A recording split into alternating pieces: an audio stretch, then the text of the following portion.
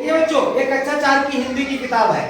ठीक है, हमने आज 3 दिन से तुम लोगों को हिंदी की किताब से जीके के क्वेश्चन कितने बन सकते हैं, ऐसा नहीं है। किताब तुम्हारी हिंदी भाषा की है, हिंदी भाषा का पेपर अलग होता है। ठीक है, जीके हमारा भी, हमको जीके के क्वेश्चन भी आने चाहिए, लेकिन इसमें भी बहुत से ऐसे प्रश्न है जो जीके में पूछे जाते हैं। जनरल नॉलेज में, किसमें?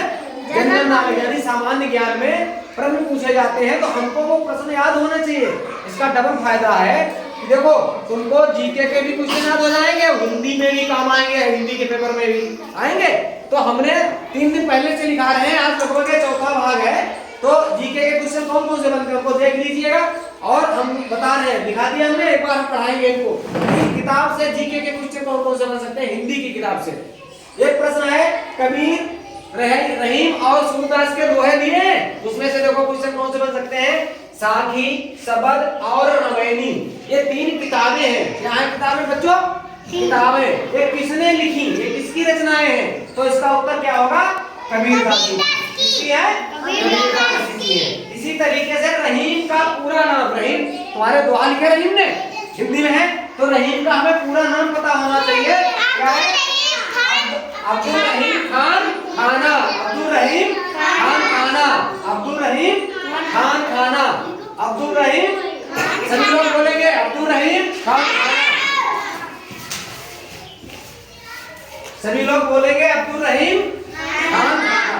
अब अब्दुल रहीम खान खाना जो थे, एक जानकारी और होना चाहिए, हमारे देश में मुगल सम्राट हुए हैं अकबर। अकबर का नाम सुना सबने?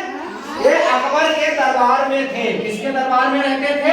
अकबर के दरबार में। कौन? अब्दुल रहीम खान खाना यानी रहीम जी अब अकबर के दरबार में रहते थे।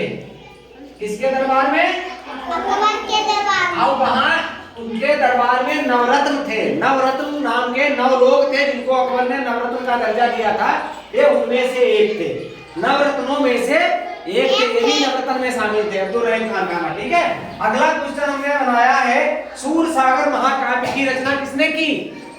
तो हमें पता होना चाहिए सूरदास। किसने की? सूरदास। और अभी मैंने तुमको बताया सूरदास को क्या आंखों से दिखता था? नहीं, बिल्कुल अंधे थे, लेकिन उन्होंने फिर भी किताब लिखी सूरदास। ठीक है, सूरदास ने क्या लिखा? महाकाव्य लिखा है सूरसागर। ठीक है, अगला क्वेश्चन है ओणम। हमारा ओणम का त्योहार का पाठ है, हमें पता होना चाहिए ओणम किस राज्य का त्योहार है।